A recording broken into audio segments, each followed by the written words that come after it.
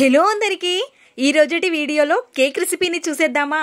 అది కూడా చాలా ఈజీగా సింపుల్ మెథడ్లో ఓన్లీ 2 స్టెప్స్లోనే కేక్ రెసిపీని చూసేద్దాం. చాలా ఈజీగా ప్రిపేర్ చేసుకోవచ్చు. నా ఛానల్ని ఇంకా ఎవరైనా సబ్స్క్రైబ్ చేసుకొని వాళ్ళుంటే సబ్స్క్రైబ్ చేసుకోండి. ఇలాంటి మరెన్నో వీడియోస్ మన ఛానల్లో ఉన్నాయి, ఒక్కసారి చూసేయండి. ఎక్కడా స్కిప్ చేయకుండా చూస్తే కంప్లీట్గా అర్థమవుతుంది. ముందుగా ఒక మిక్సింగ్ బౌల్ తీసుకొని అందులోకి ఒక చిన్న జల్లెడని ఉంచేసుకోవాలి. ఇందులోకి 1 కప్పు వరకు మైదా పిండిని యాడ్ చేసుకోవాలి.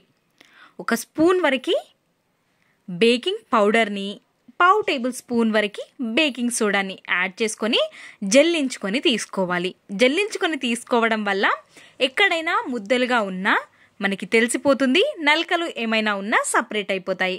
కాబట్టి కేక్ చేసే ముందు ఖచ్చితంగా జల్లించుకొనే తీసుకోవాలి. మనకి కేక్ అనేది సాఫ్ట్గా వస్తుంది. చూసారా, ఈ విధంగా నలకలు ఏమైనా ఉన్నా సపరేట్ చేసేసుకొని ఇప్పుడు ఈ పిండిని కొద్దిసేపటి వరకు పక్కన ఉంచుకుందాం. స్టెప్ 2 చూసేద్దాం. ఒక మిక్సీ జార్ని తీసుకొని అందులోకి 3/4 కప్పు వరకు చక్కెరని యాడ్ చేసుకోవాలి. చక్కెరని ముందుగానే మిక్సీ పట్టేసుకొని పొడిలాగా చేసుకొని ఒక చిటికెడు మాత్రమే ఉప్పుని యాడ్ చేసుకోవాలి. ఇప్పుడు మనం 1 కప్పు పిండికి 3/4 కప్పు చక్కెర సరిపోతుంది. 1/4 కప్పు వరకు నూనెని యాడ్ చేసుకోవాలి. నేను ఇక్కడ సన్ఫ్లవర్ ఆయిల్ని యాడ్ చేస్తున్నాను. 2 గుడ్లని తీసుకోవాలి.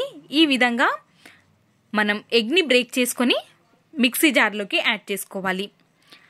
మనం ఎగ్స్ యాడ్ చేస్తున్నాం కాబట్టి నీసు వాసన రాకుండా 1 స్పూన్ వరకు వెనిలా ఎసెన్స్ని యాడ్ చేసుకోవాలి. 2 స్పూన్ల వరకు పాలని, 2 గుడ్లైతే 2 స్పూన్ల వరకు పాలని కూడా తీసేసుకొని మధ్యలో పల్స్ ఇస్తూ లిక్విడ్ కన్సిస్టెన్సీ వచ్చేలాగా మిక్సీ పట్టేసుకోవాలి. మనకి ఈ కన్సిస్టెన్సీ అనేది నురగలాగా ఉండాలి. ముందుగా జల్లెడ పట్టి పెట్టుకున్న పిండిలోకి ఈ లిక్విడ్ని వేసేసుకోవాలి. లిక్విడ్ కన్సిస్టెన్సీ అనేది ఈ విధంగా ఉండాలి. కొంచెం గట్టిగా అయినట్టయితే ఇంకా 2 స్పూన్ల వరకు పాలని వేయొచ్చు. కానీ నేను 1 కప్పు మెజర్మెంట్స్తో చెప్పాను కాబట్టి మీరు కూడా ఇదే విధంగా వేస్తే పర్ఫెక్ట్గా సరిపోతుంది.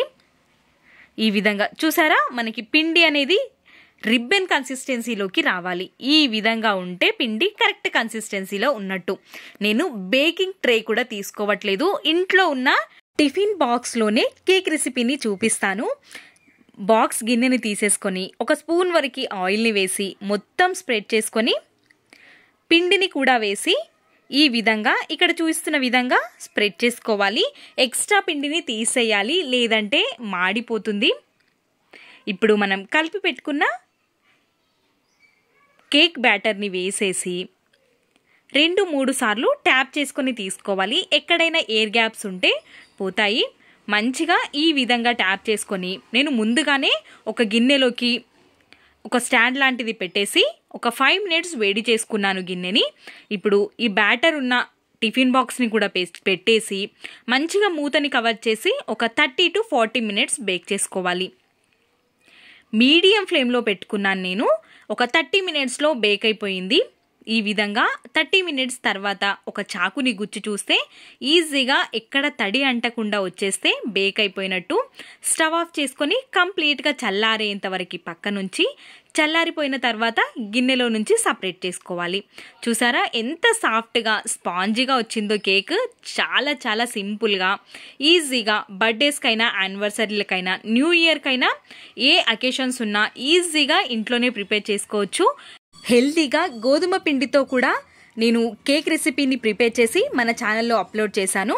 వీడియో లింక్ అనేది డిస్క్రిప్షన్లో ఇస్తాను, ఒక్కసారి చూసేయండి. Thanks for watching.